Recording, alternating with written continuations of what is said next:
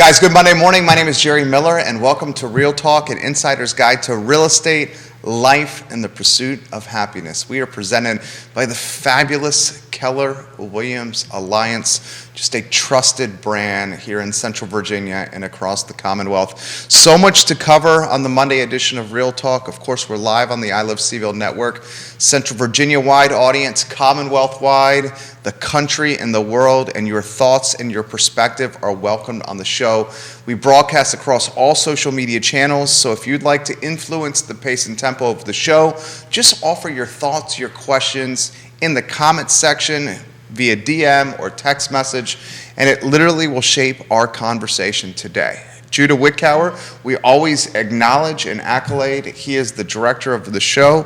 Judah, if you could go to the foreshot and welcome our panel of stakeholders. Nikki Chambless put this one together on a Monday, as she always does. Good morning, Nikki. Good morning. You've got some friends with you today. I do. I'm so excited. I cannot wait for you guys to all get to know. I know many of you already know Tom a little bit, Tom Woolfolk, as he was president of CAR. But the person that, I'm really excited about you, Tom. Don't get me wrong. But also, my new person for the day that I'm very excited to introduce is Emily Coulter. Yes. So she's a mortgage banker, and she's with Atlantic Bay Mortgage. And if you could just tell us a little bit about, how you're here as a mortgage banker, and what that's like for you, that would be awesome. Yeah, absolutely. Good morning. Excited to be here. Emily Coulter, mortgage banker here in Charlottesville, like you said, over with Atlantic Bay Mortgage Group. I am a transplant to Charlottesville, came here in 2009, originally from Southwest Virginia. Graduated high school down there, came up here to be closer to my mom and family, and there was not as many job opportunities down there, so wanted to come up here, figure out exactly what I wanted to do, was not sure. Going to school, I studied to be a teacher. Started working for a local national bank that presented me some great opportunity to move up and explore some different avenues. Got into mortgage, fell in love with it. I always make this joke that I went to school to be a teacher, but I am still an educator. I was going to say. You are, yes. To buy homes, so I'm still using that in some way. I'm a resident over in Greene County. And I have a wonderful husband and a 12-month-old daughter, and I love what I do. So you're in a booming community from a real estate standpoint, a booming business. The mortgage business certainly last year was on fire. Absolutely.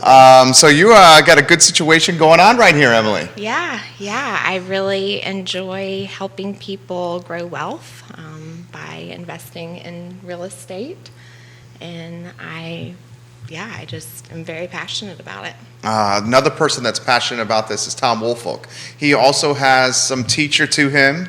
He has leader to him. He has realtor to him, family man to him. Introduce yourself to everybody that's watching, Tom. Thank you, Jerry. Emily, you mentioned moving up here in 2009. That was the year I got into real estate. I can't think of a better time. If any of you remember back then, the market had crashed. And take something that was tough to get into, but managed to survive and have done this. I was 2020 president of the Charlottesville Area Association of Realtors during the year that COVID came out, and that was a wild ride, but great organization. CAR has given me a lot of support, and I can't think of a better group of realtors to work with than what we have here in Central Virginia. Truly. Yeah, Yes. Agreed. Nikki, Yes. I love this panel that you put together. I think we certainly need to talk about the start of this year as rates rise, as inventory is tighter than ever. Can you put in perspective what you're seeing at your desk and across some of the clients you've been doing deals with so far, Emily? What's going on? Yeah, so we talk about it all the time on this show. I'm a follower. I listen every week. Interest rates are going up, right? They looked very different when we started the year. So being in close communication with clients and talking about what that means for their budget and their buying power. Friday was another really hard day. We saw interest rates go up 24 basis points. And so across the board, most lenders adjusted about 0.25%, right? And so it's been a lot of just hand-holding resetting expectations sometimes, and just making sure that people are prepared that things may get worse before they get better. We try to put in perspective for everybody. These are still incredibly great rates. Absolutely. I mean, we're sub 5 here. You know, It's still cheap money. It so is. cheap money. The challenge is when we're in an area that costs so much, right? And an interest rate goes up. Now somebody who was looking to buy a house in, let's say, the 300s, that might knock them out of the ability to do that, right? A really great example, and I think, Emily, you're working on this right now. One of my agents had a situation where somebody has a new build, which means they're at least a month or two in, which means the price they got that house under contract for is not the same price it will be today, right? And the interest rate bumping up caused challenges for them. Now that's being worked out because you have trusted advisors like Emily and like Amanda Spagoni who make things happen and work for their clients. But that's a really rough deal because not only does the interest rate knock them out, now if they had to re-enter the market, they're re-entering at a whole different price point for the same exact house. That just sucks. I don't know a better way to say that, right? What are you seeing? I'm wondering, Nikki, Yeah. what this is going to mean for, list prices. In other words, if you have fewer and fewer people qualifying at a particular price point, they're going to have to come down to a lower. Are the sellers going to be lowering them given the inventory situation that we have? Okay. Or are you just going to find a completely different set of buyers who are going to be moving down from the upper level? It's almost like a cascade here. And I'm just intensely curious to see what this does. Typically, I say typically, let's go back to prior to 2007, 2008. Okay. Sellers had gotten used to putting whatever price they wanted to on a house and getting it. And then all of a sudden, the market crashes, there's a lot of foreclosures, and yet the people who were selling at that time, those prices were staying high, and those houses were sitting on the market for many, many months. So it was a while before the sellers got used to the idea of the market isn't what it was a year ago. That was very 2 years ago. impactful. Yeah. So different cause this time, different situation, but with the interest rates going up, as Nikki points out, your payment is a combination of principal and interest, and if you're paying more in interest, there's less principal, therefore the total purchase price has to come down. How much it has to come down depends on how high the let me rates ask rise and though, how quickly. does it have to come down? How many buyers do we have out there looking for these houses? Ton of buyers. That's a good point. Yeah. So I would say I'm gonna play devil's advocate here. Okay. Just put my little devil horn hat on here and All say, right. Does it have to come down? Yeah. It's impacting a lot of people that really do want housing and want to enter that lifestyle of investing and securing their price point for that stabilized budget, right? Sure. And think about all the other people out there that are still making those offers. I don't think it has to come down. What do you think, Emily? Jump in here. Yeah, I mean, it's interesting for sure. What I'm seeing a lot is folks in the beginning of the year being approved for a certain price point, and that allowed them to maybe be closer to town. And now people are having to open up their search to going to other areas because of being approved for less. That's certainly one of the consequences because we do see that around here. And that can be tough. You got props coming in right now, Tom, from a friend of yours, Jay Bankert. Careful now, you're going to give me a big head. He says, Tom Woolfolk is a great source of market intel, local and overall. We really trust his guidance. He's an uncommon gem in this field, Tom Woolfolk, and that's from Jay. So what is let's talk guidance. Let's talk how you guys are a compass. You guys are kind of a North Star through this process. Talk to us of how you are managing that guidance from start to finish. Tom, we'll throw you on this one here. Okay. Let's go with the buyer representation first. We also want to hear from you on seller representation. Buyer representation, you've got a family that's looking for a dream home in a very difficult market. Give us the perspective you're sharing to this family that's going through the most arduous process of their life opposite of who they marry. Right. It's interesting because I have to be careful not to assume that they know some or all of what I know, which is my first words out of my mouth are, this is a very tough market. It is a seller's market, ne plus ultra. So they have to be ready, and I have to prepare them for these are the steps, and this is the mindset you have to have in order to get a house. So be prepared to be disappointed, but be prepared to jump in there when you find a house that works for you, to go all out. Yeah, Emily, same to you. What are you seeing, the guidance that you're offering to folks? Yeah, absolutely. Something very similar where we're having very transparent, sometimes hard conversations that it is a tough market, but that's okay. We just need to plan for it and have a good strategy. So my guidance is these are not the days just to talk to any old lender and get a pre-qual, right? Those days are gone.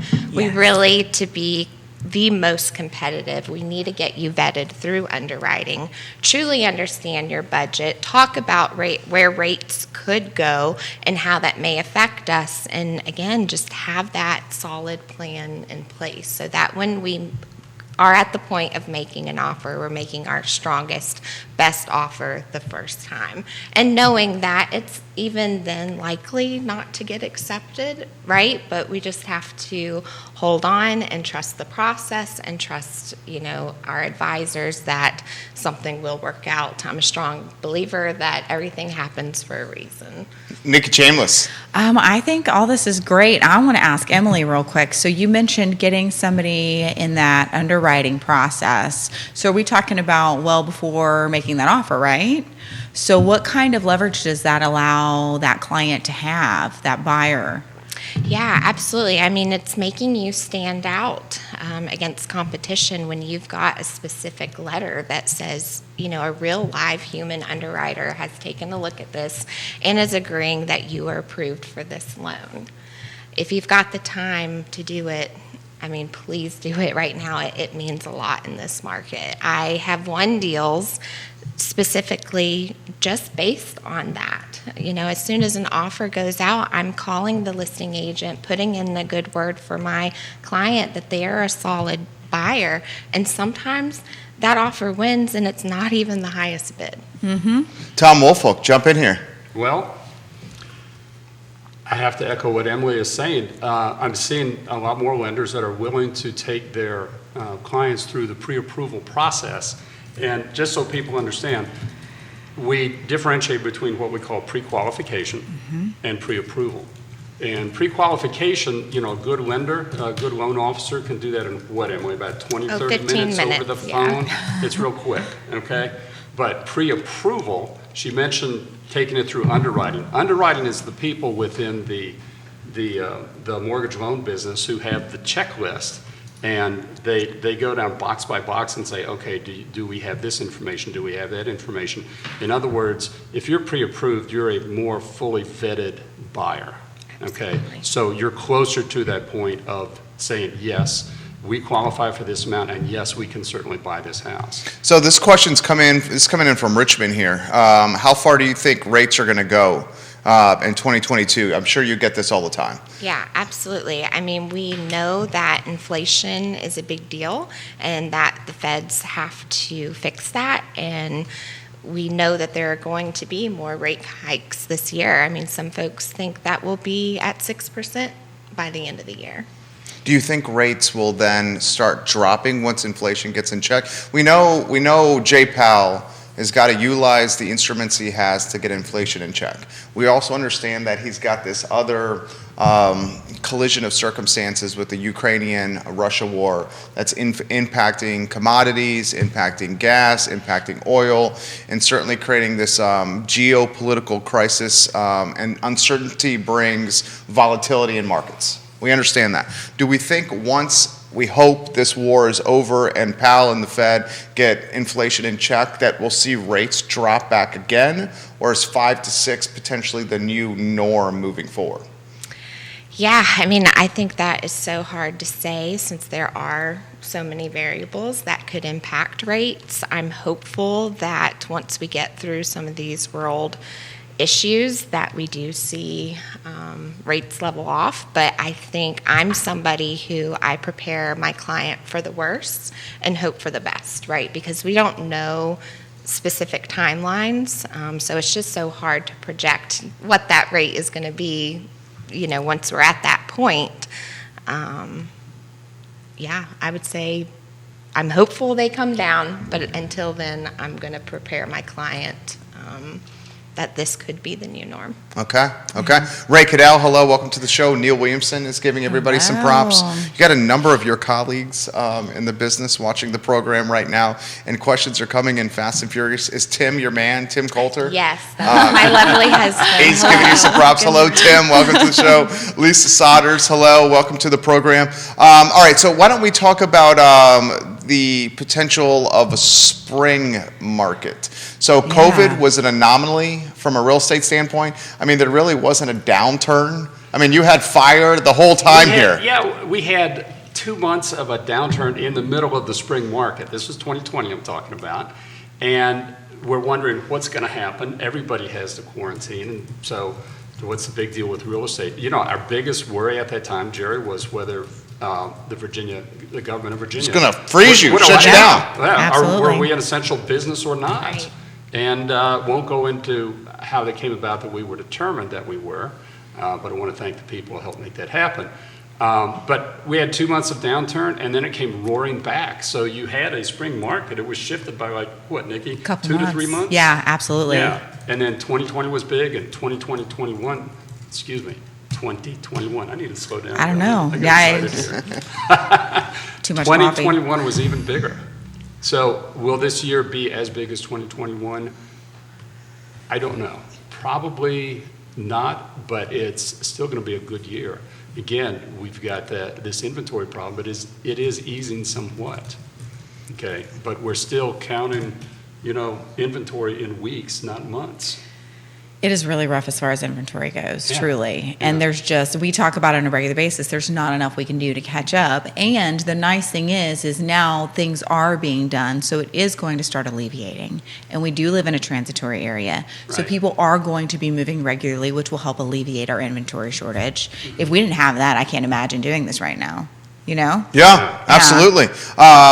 Do we expect other markets that you guys are covering to pick up? And then we're also getting, for the follow-up question for you, we're getting the question about locking in rates now for deals that may transpire 60 to 90 days down the road, if that's an option. First, your thoughts on pockets of real estate in an ecosystem that may start to get momentum that we should keep an eye on, Tom. Jerry, I tend to work in the outside areas, and when I say outside, the greater Charlottesville areas, Charlottesville, Albemarle County, and then the surrounding counties. And I tend to work in those surrounding counties.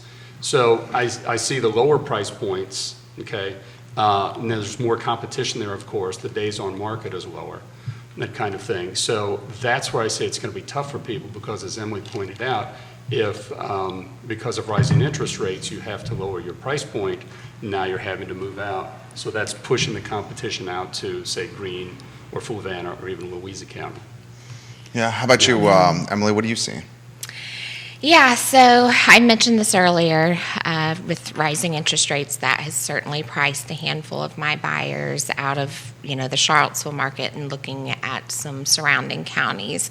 To touch on whether people should be locking in right now, if you are considering a new build, absolutely. That's the scenario that I had helped Amanda with recently, where rates went up, somebody was no longer qualified for the particular loan program that they were looking at, and now we're looking at something else, and we don't want to have that happen again. So we are looking at doing a long-term lock.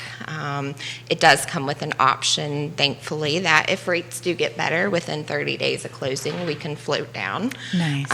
For folks buying existing, though, unfortunately, we can't get that rate protected until they find a property and are under contract. So again, we are subject to the rate changing, but that's where you've got to have a relationship with someone like me who is going to be in touch with you multiple times a week right now, giving you updates about rates and making sure that has not affected your budget.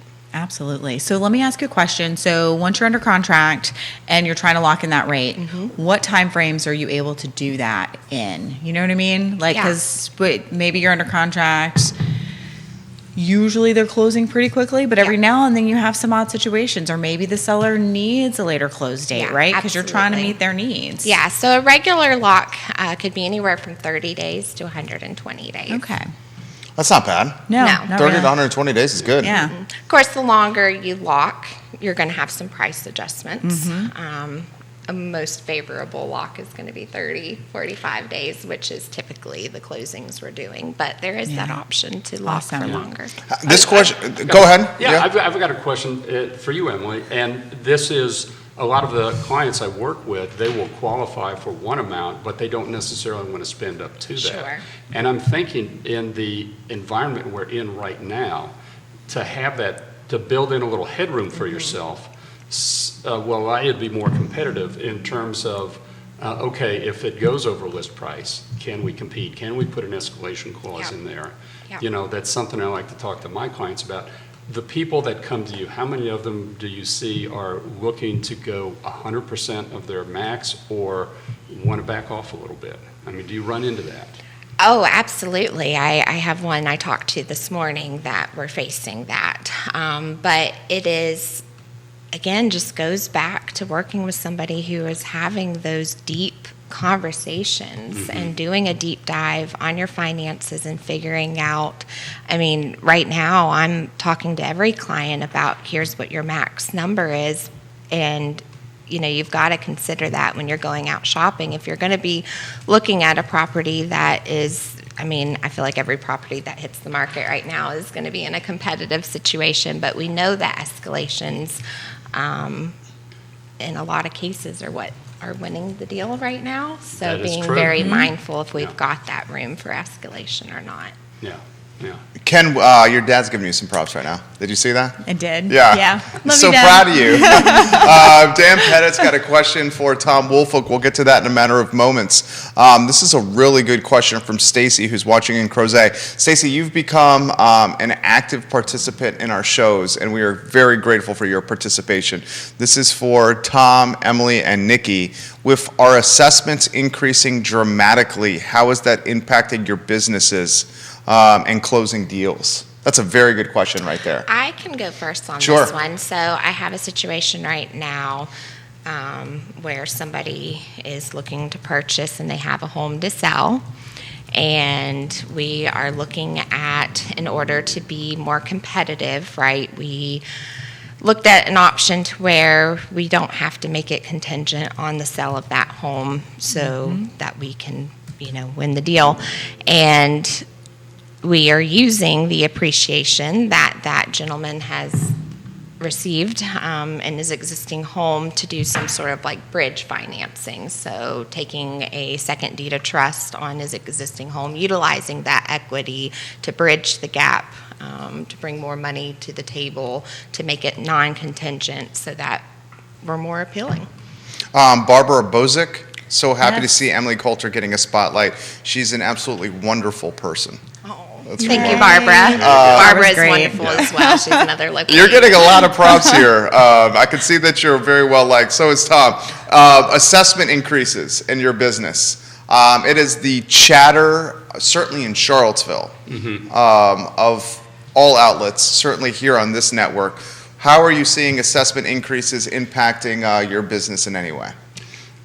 I'm not seeing it yet, Jerry. Okay. For a buyer, the impact would be, as the assessments go up, the rates do get adjusted, but where are they going to end up? I always had this belief, and I could be wrong, so correct me here. Okay. I'm willing to learn in this. But anytime locally, like say Charlottesville, Albemarle, I think it gets adjusted every year, Yes. every other year, something like For that. a while, they weren't quite consistent, but now they are. Yeah, okay. So Much in the more. rural counties, at one time, by law, they were allowed to go 6 years in between adjustments. Yeah.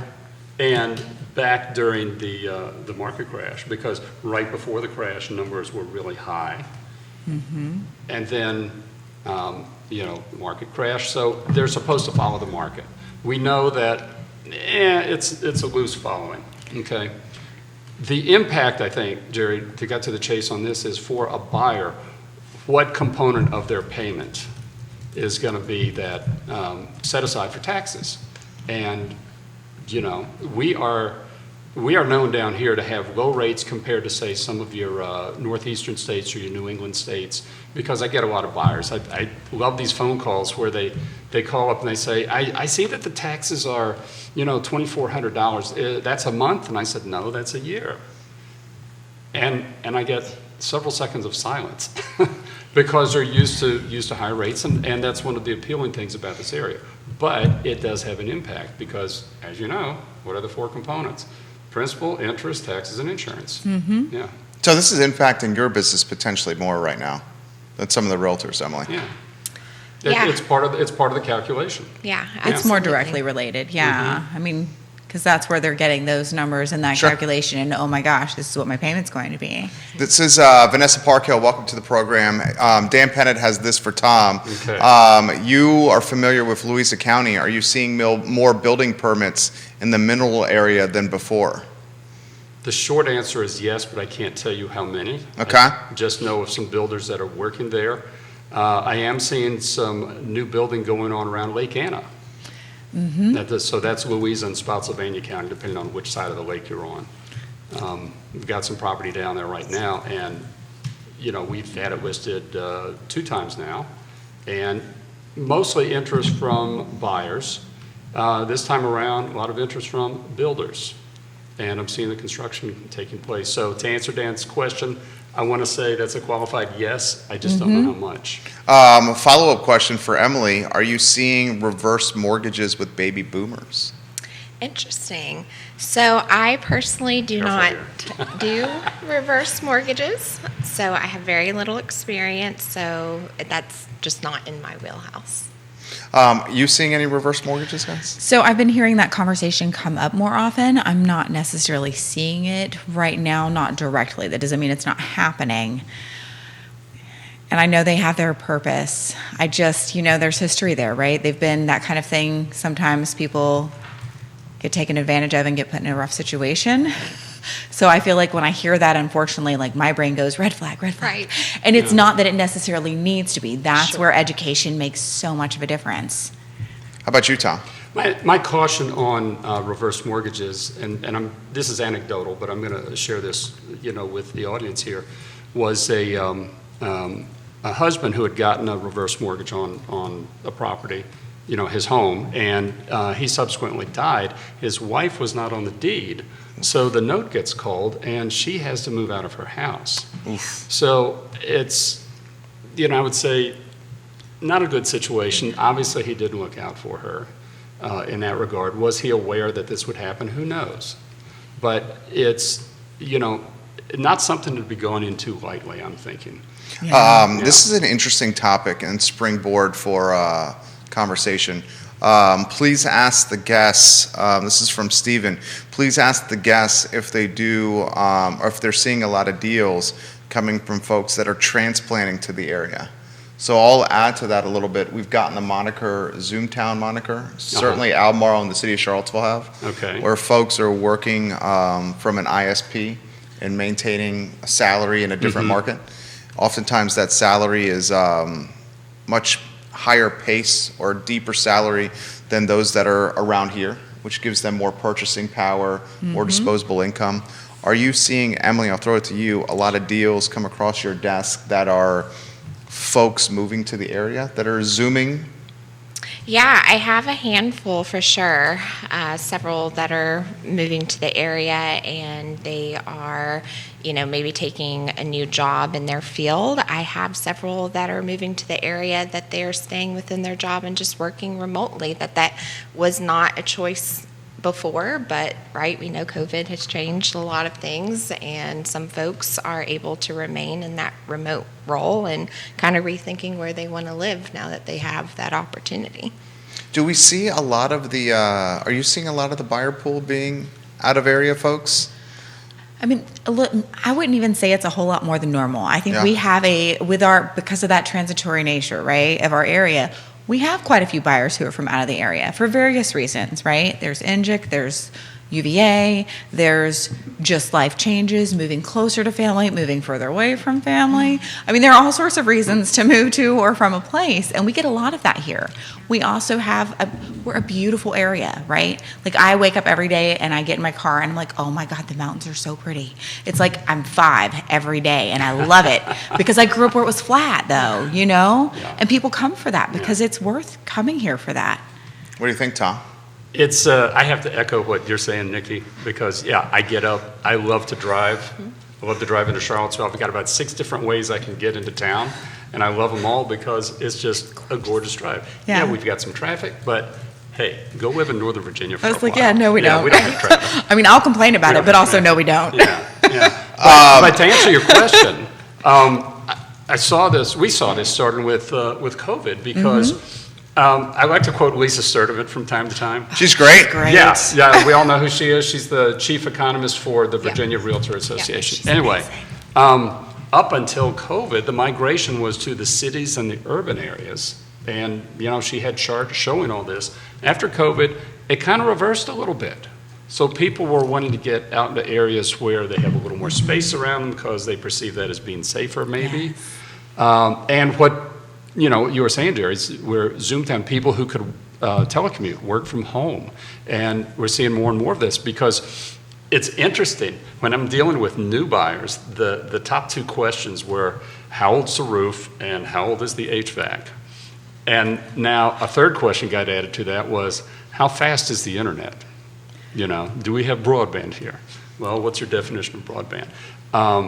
And it is improving. But it's taken a while to get there.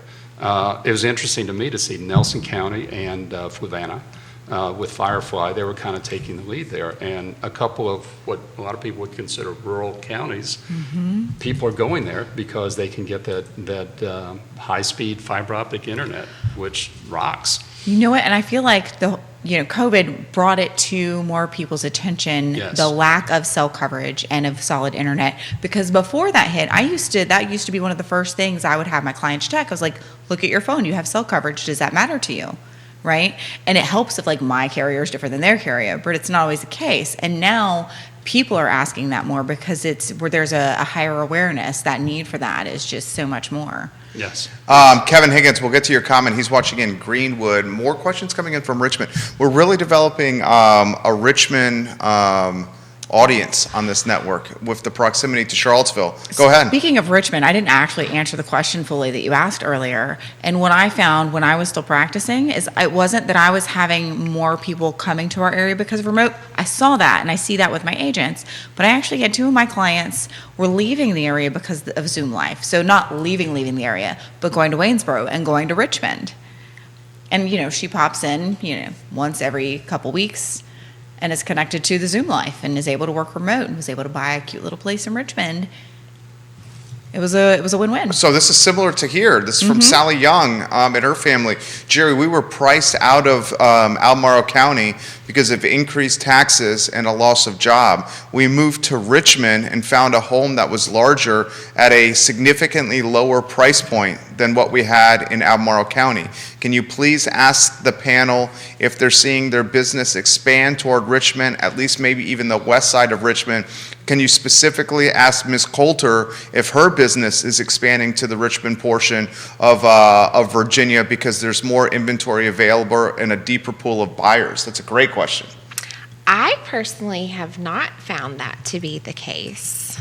Most of my business has been around the Charlottesville area and surrounding counties. I would say I've had a handful, but not more than usual. How about you, Tom?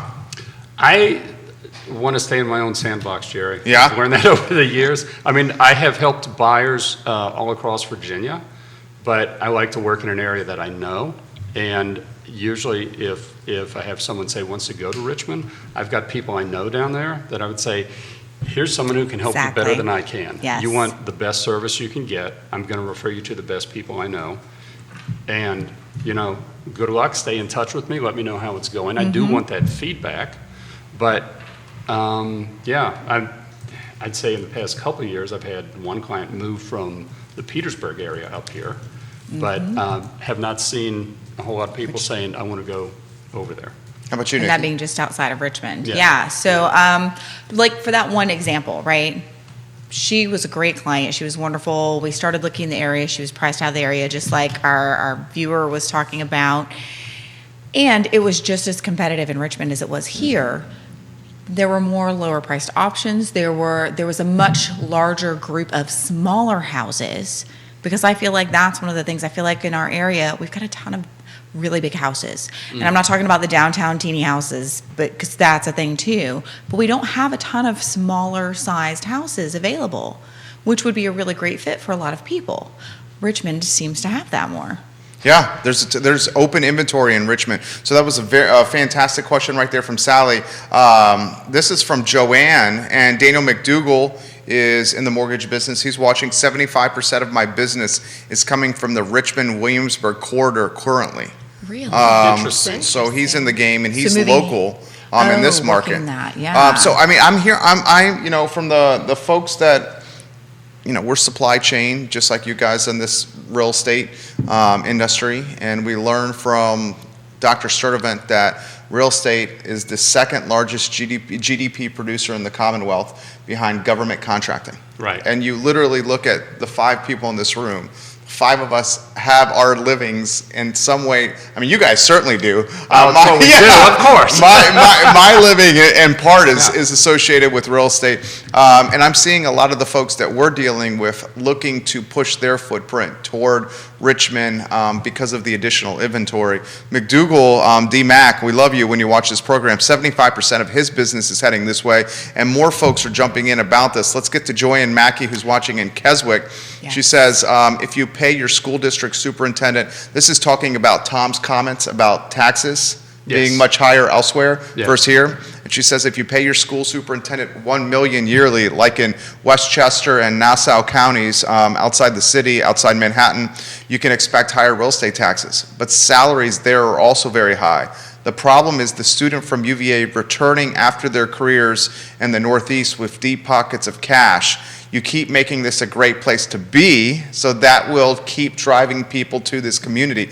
I can also relate to that. I went to UVA and chose to stay because I fell in love with the area as a student of the university.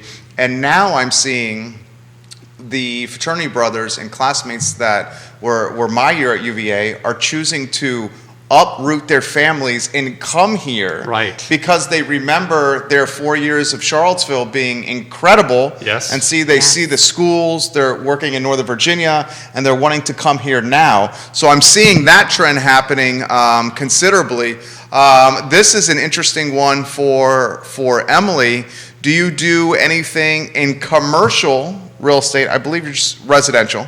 Right. Residential, Residential. strictly, yes. And the follow-up question to that is, if you don't do anything commercial, do you refer it out? How does that dynamic work?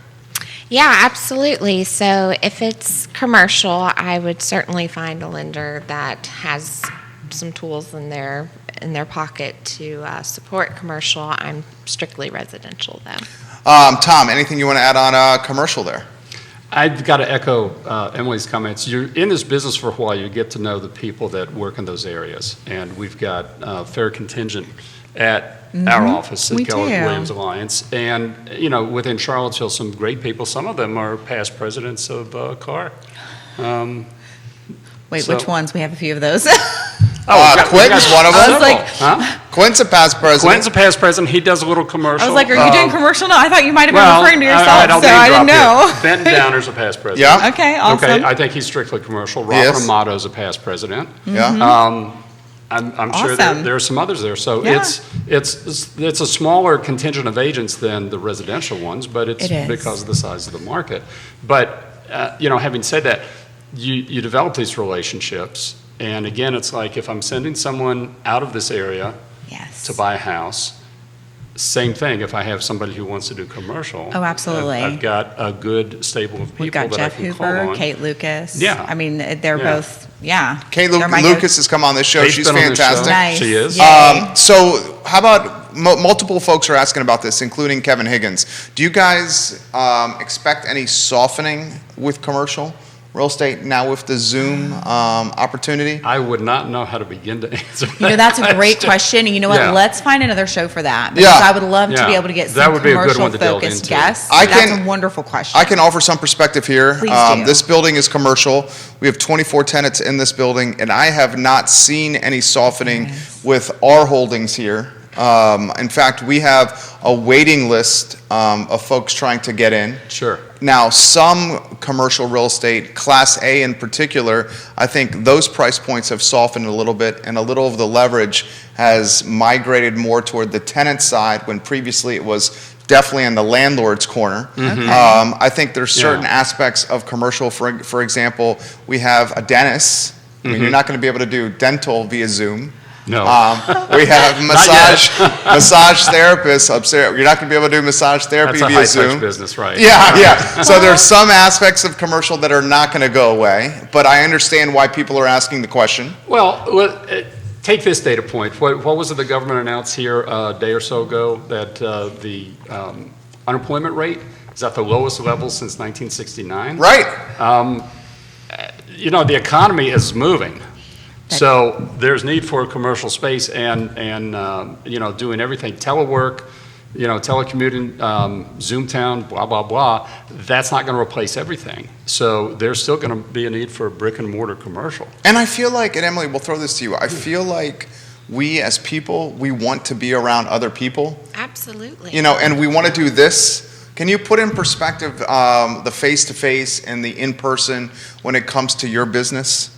And the importance of making that human connection when helping clients get to the finish line? Yeah, absolutely. I mean, it's so important, right? We're holding these folks' hands through a process that is most likely the biggest purchase that they have ever made in their lives. And nothing can replace a human being, right? We have so many options where you can go through lenders online.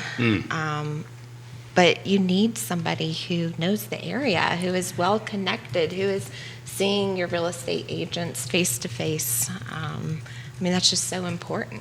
Yeah. There What was do you think? Go ahead. Go. Yeah.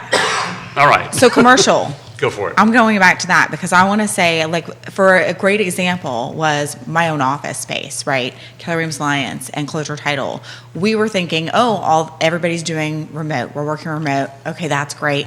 Let's free up a little bit of our space. And what we found was as soon as things started to slightly open up, we were like, actually, not only do we need more space, the business is growing. So even with Closure having some people working remote, they still needed more space because their business as a whole was growing, which completely balanced that out. So, and that's what we found as well. So you're always going to still have that need for that space. Not to mention some people cannot work from home. It just is not their jam. I can, and the reality is I know I'm going to get more done and more accomplished as far as work goes. I cannot work from home. From work, yeah. Separation of church and state. I know. Finish For your real. thought. Yes. What you were going to say. Well, I was piggybacking on what Emily was saying is that there is a lot of emotion in this business. Yes, it's, what was the More than statistic I ever said? right now. 28% of the GDP of this country is real estate, in one shape or another. When you get down to individual cases, you're dealing with people who have some fear and uncertainty. There's confusion about this, and you're not going to get that personal care from a checklist on a website. Well said. I'm sorry, but you just won't. This is where we say, this is where I throw shade at the Rocket Mortgage. Shade at Rocket Mortgage. In person, and local. In person and local is the way to go. Yeah. And certainly when it comes to real estate professionals and mortgage professionals, please. This is a good comment from Daniel McDougall. He says, we're not feeling the commercial downsizing pain points yet because most of those were 5 to 10 year leases. As leases come due, you will definitely see firms looking for less space, 10,000 to 5,000 square feet and beyond. That's a good comment right there from Daniel McDougall. Thank you. This is an interesting question from Jennifer, who is watching in Short Pump. Dude, the we Richmond go. and Yes. west side of Richmond rocking it contingent today, is huh? rocking it. Jennifer says this, are you guys feeling good about your businesses for the remainder of the year? Yes or no? You want to start with that one? Sure.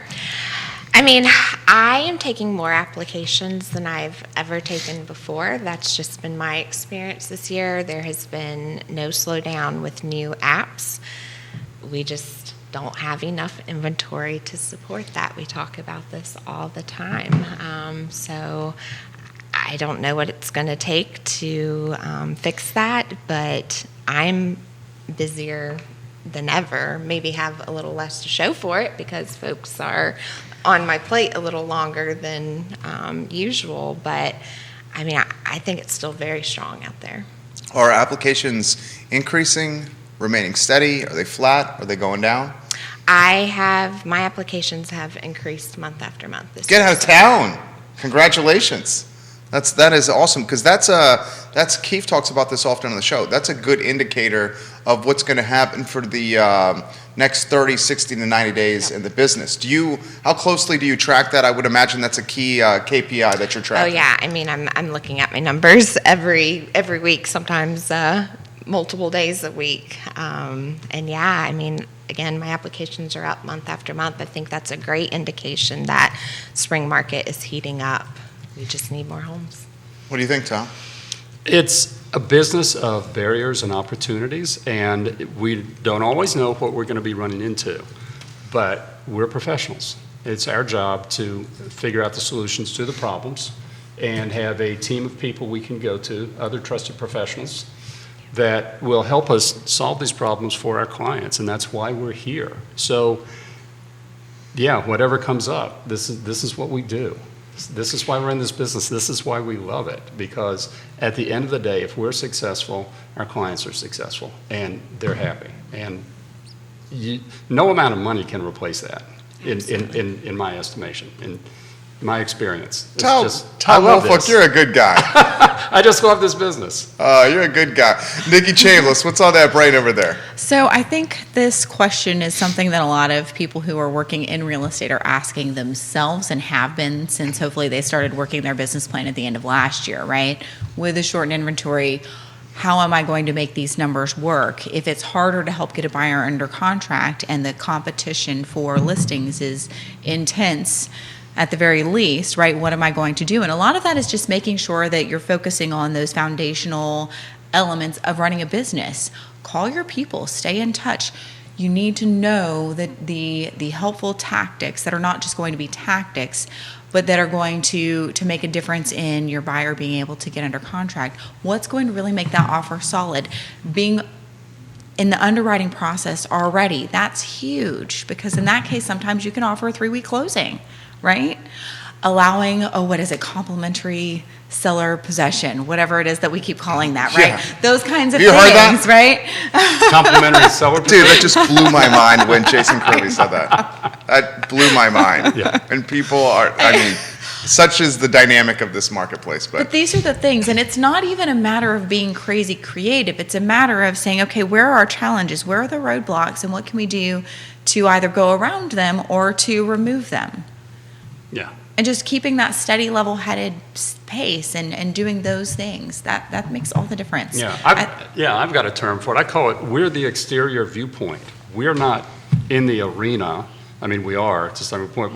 We're the guy who sits in the corner of the boxing ring talking to the boxer in between the rounds, right? Very nice, Tom. Okay. Boxing metaphor. I like that. That's the first one. So, like Nikki says, we have to keep a level head. We have to understand the playing field. We have to see the issues and understand this so we can best advise our clients, again, so that we have a good outcome. When you're doing that, then you can look at that business and go, oh, actually, I can continue to grow this year. Yes, Yeah. The business is challenging. It's always been challenging. It will probably always be challenging. It's the nature of real estate. And when you're running a business like a business, that makes a huge difference.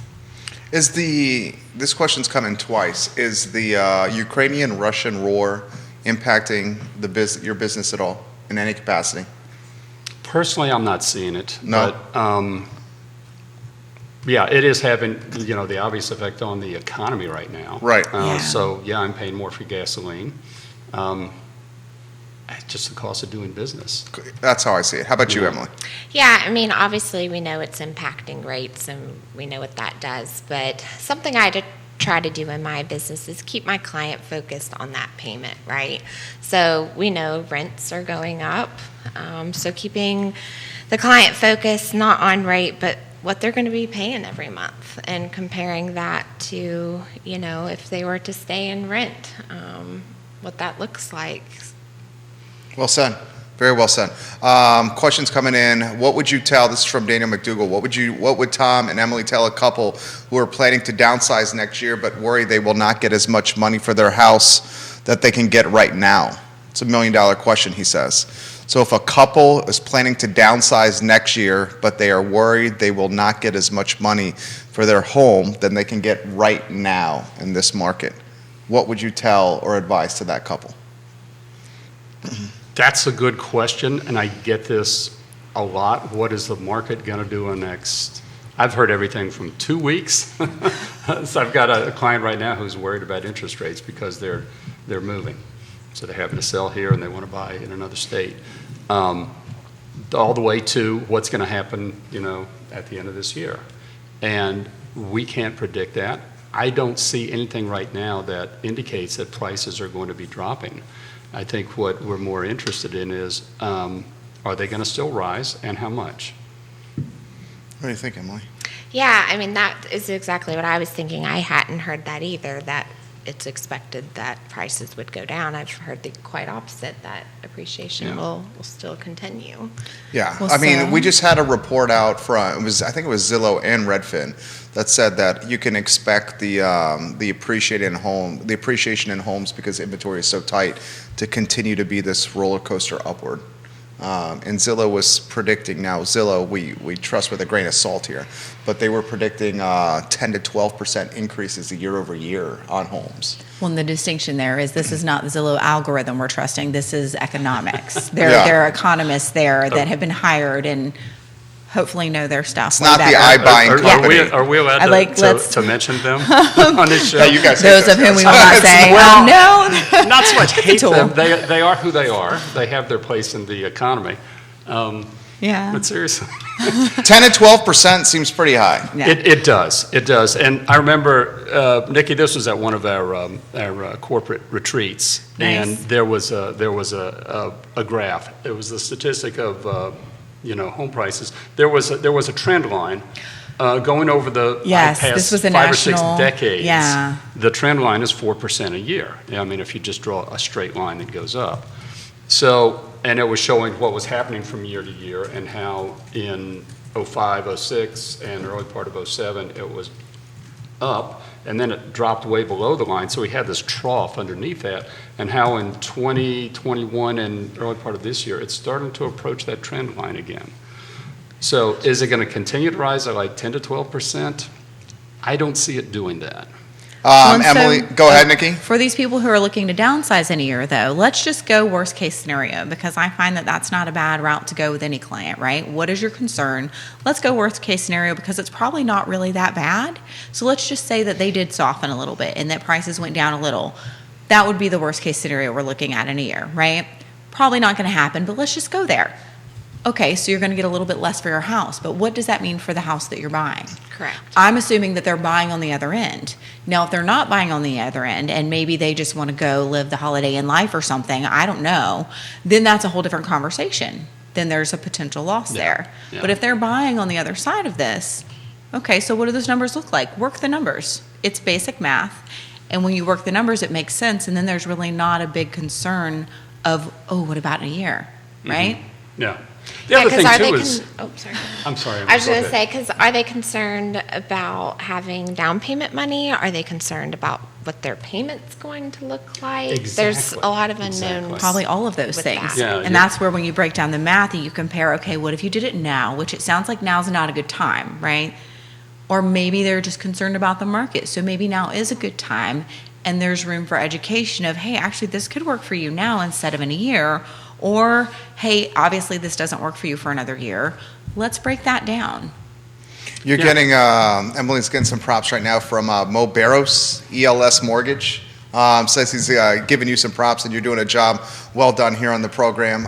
This is an interesting discussion for multiple people, and Barbara's got a follow-up for you guys, which we've touched on, but I want to highlight Barbara's question since she's doing such a great job participating with today's show. She says, I'm curious if you noticed the spring market is about to start, or if you think it's about to start, and she follows up by saying it started in January 2021, and it never ended. This year it seems certainly different, where we had a little bit of a hiatus, Right. as we normally do, at the end of Q4 to start Q1. Are you expecting a more traditional market this year, is what she wants to know. I am, a little more of that, yes. In terms of timing of it, yeah, I'm expecting we're going to start seeing things now. What do you think, Emily? Yeah, I mean, spring market traditionally starts for me January 1. Everybody starts calling me 1st of January, getting their approvals in order. I've seen that this year, and as I've mentioned, month after month, I've seen those application numbers go up. So a lot of folks, I mean, they are preparing for a spring market and just hopeful that there's going to be homes to support Gosh, we that. just need inventory. God, it's the same common denominator. We need some inventory so badly. And the crazy thing is the influx of new buyers is going to get even deeper when the School of Data Science opens on Ivy Road, when Amazon's facility Yes. opens in Augusta. I mean, we got hundreds of new workers that are going to be coming here. We hope they're locally sourced workers, but we know that's not always the case. When this data science school opens, when the students at UVA, more students than ever, are being admitted this fall to UVA. Wow. And the university has said they're going to have more staff on the payroll than ever before this fall semester. So we have Amazon, Right.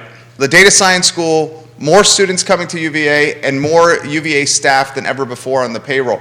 This problem is going to get, I don't want to call it a problem, because I guess if you're Call it a challenge. this challenge Yes. is going to get more challenging. Tom Absolutely. Woolfolk. Yes. I mean, what do you see? What's on that brain over there when we see 4 different KPIs suggesting an influx of people with well-paid jobs coming to the Central Virginia region? Jerry, I want to have a letter writing campaign to the property owners in the area. Maybe they're out of state, they own vacant property. Maybe it's inherited, maybe they moved away and haven't done anything with it. It's out there. It's out. I'm starting to see solicitations from investor companies that want to hire me to sell whatever they're able to pick up like that. And I think that's interesting. Well, I'm not going to say which one, but our advertising agency represents a developer in town. Right. And we're doing literally a direct mail campaign, utilizing the GIS as a baseline. And we're sourcing lots that have not been developed Right.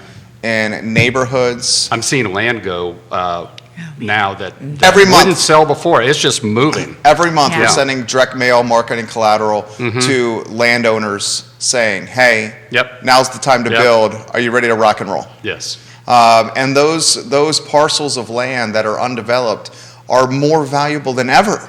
I mean, certainly in Charlottesville and Albemarle County. Can we talk about financing new construction when land is purchased and perhaps utilizing the land as collateral to get a home built? Can you walk us through that process, Emily? Yeah, absolutely. So you definitely, if you're going to build, you definitely need to look into your options because there's a lot out there.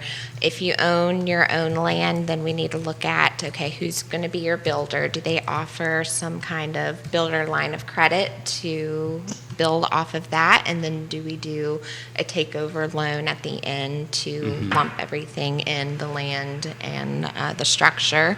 Or do we need some kind of financing to construct? So figuring out what the need is, it can look different case by case.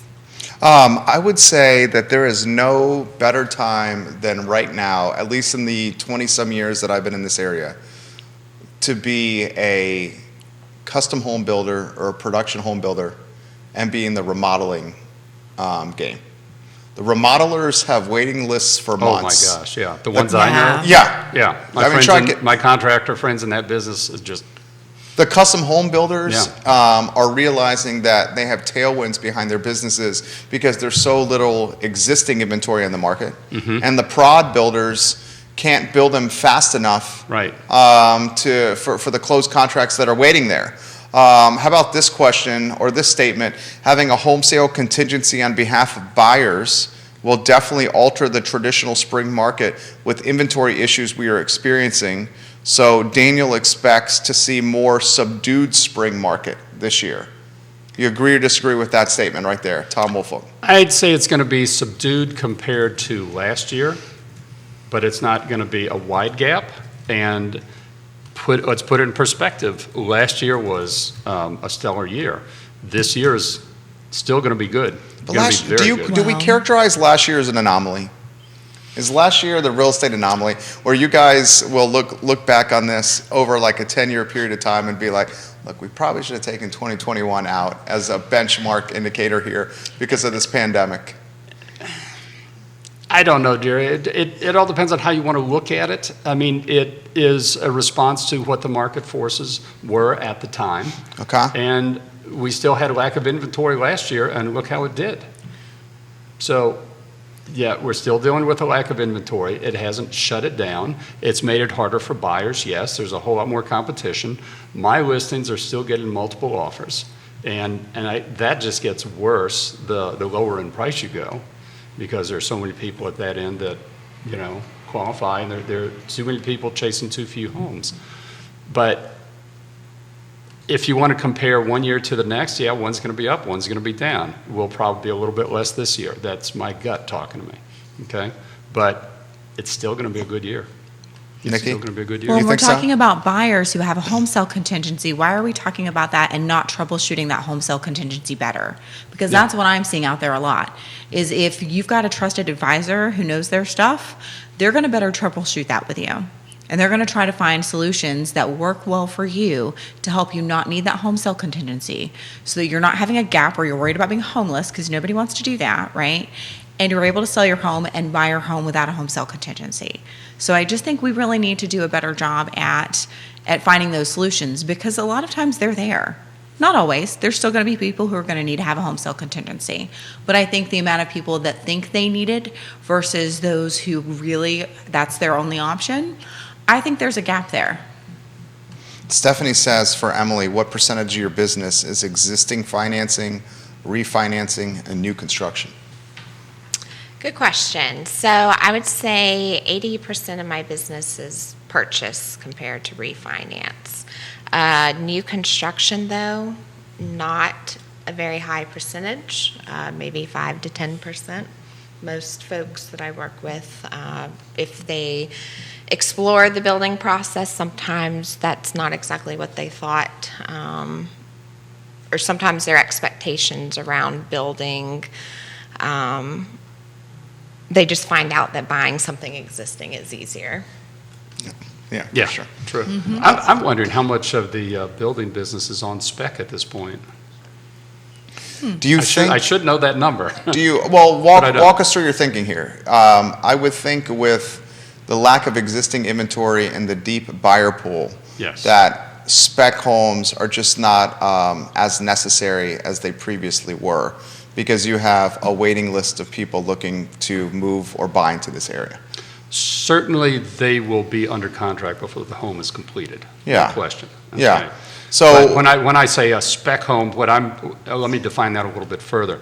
One where the builder is breaking ground before he has it under contract. that's an interesting question. Yeah. Okay, so that's an interesting question, because you're basically saying if they break ground and the construction starts, that home is going to be under contract before it's finished. Correct. So not your traditional spec necessarily, Where they finish it and then, dipping their they've got pool, some their more toe in the marketing. water, and to see what happens. Taking That that is a good risk. question. Yeah. But I feel like they've been burned in past history, Oh, yeah. so that taking advantage of what could be an opportunity, they're a little gun shy, I think. Well, I we've mean, still got long memories to 2008. We do. When Yes, the- big time. That whole business went away, and then a lot of those builders went away. How can we figure that out, Tom? Let me give that one some thought, Jerry. I don't, off the top of my head, I don't know. Yeah, that is a topic we should cover on the show. Well, we could go to the Blue Ridge Home Builders Association and just say, hey, do you poll your members on this? What do you know? How many of them are actually doing that as opposed to, let me use Liberty Homes of Virginia as an example. They've got their sales offices and they have their plans and they'll, here's a lot, here's a plan, what would you like? They get them under contract, then they go build. Okay, Yeah. so that's a pretty sure thing, and they do that all day long. But how many people, in other words, the lender first has to say, okay, if you've got the line of credit established, then we'll let you go ahead and do that, I would assume. And if not, they don't bring us a contract, right? Right. Yeah. Yeah, I mean, if they have the builder line of credit in place, your lender's not typically getting involved until about 30 to 60 days before closing. Yeah. Joanne says, I always found custom home building like custom fashion, way more costs. I'm an off-the-rack gal. It does the trick at my end. My pockets are not that deep. I love that reference right there. I love that too. And Not to mention, and I bet she looks fabulous with Oh, that. we've dubbed her the Queen of Keswick. She's always There you looking go. fabulous. so What is question it, for Joanne off when she gets a Saks chance. Fifth Avenue? Yes, exactly. Yes. So I want to know if she walks into houses though and sees walls that need to come down. Is she like that? Because that's how I am. I walk into a place and I'm like, oh, let's move that. Let's remove that. But do you do the work? Well, so I currently live in my home project, and so you're doing it now. no walls are moving or will for this particular house. And to say I'm doing it now would be a stretch of actual progress that is being made. I have done some of it. My master bathroom has been mostly finished, though I still need to paint the ceiling and replace the motor and the fan. And my office is mostly done, except the baseboarding that needs to be sanded and painted and put back in, and. So it's a work in progress, kind of like me. You are not a work in progress. Come on now. You're doing a job well done. And you're certainly evolving and improving and being awesome as a broadcaster on this network, Nikki Chambless. Thank you. How about this one? What percentage of your buyers? So many questions. We're going to try to get to as many of these as possible, guys. Okay, I promise. What percentage of your buyers are buying townhomes or financing deals on townhomes? There's not a lot of townhomes around here, are there? No, and that's, I have done townhomes in the past, but the past couple years, no. You're seeing some townhomes. I've seen a couple. Yeah? Yeah, I've seen a few. A percentage of my business, maybe like 20%. Oh, wow. It's not, That's more than I thought, though. yeah. That's a decent percentage, yeah. And in which Three. jurisdictions? Albemarle, I'm trying to think of the most, Albemarle. Okay, there you go. So that was a good question. This comment, risk-based, 20 to 25% of builders left the profession after the 2009 disaster. And that's part of the predicament we're in right now, is there's not a lot of tradespeople left to service the demand that we need. And we're seeing that with not only builders, but in the remodeling space as well. All right, so as we wrap up, this question for the panel here, what is your take on, and you've touched on this already, but all for the viewers and listeners, a recap, what is your take of how the rest of the year will play out? When we start with you, Emily, on that topic. Yeah, I think it's going to be a good year. Obviously, we've got some challenges, but I just have to keep going back to hiring a team that's going to help you through those challenges, a trusted advisor, both on the lender side and the real estate side. Tom Woolfolk. I can echo that. I mean, we're here to come up with solutions to deal with these challenges for people, and there will still be a market. It's going to be tough. Interest rates going up. Buyers are going to have to deal with that. Finding the sellers, finding the places that people want to buy, but it's all part of the job. It's all part of the job, and I think 2022 is going to be a very good year, number-wise. Both are bullish on 2022. Nikki Chambless. So I think, I think any year could be a good year, right? So let's go with good year. And I think even when it comes to the real estate market, that's a very accurate way to frame it, right? And I think that when you're a buyer, you really need to have that trusted advisor. When you're a seller, guess what? yes, it's a great market for you, but you also really need to have that trusted advisor. Like, I don't care if your house is only going to be on the market live for 3 days. That needs to be the best 3 days of your house's life, right? Well, it requires that preparation for those 3 days to be successful. It really Yeah. does, and there's a lot that goes into that. So don't take that lightly. Don't Yeah. misunderstand the weight of that just because it's easy to sell, right? Yeah, I'm not Let's seeing be that careful people of are that. buying just anything. They're not. And Yeah. and the way that it's presented and put out there and professional photography and 3D walkthroughs, like all that stuff is important, right? Yeah. It matters a lot.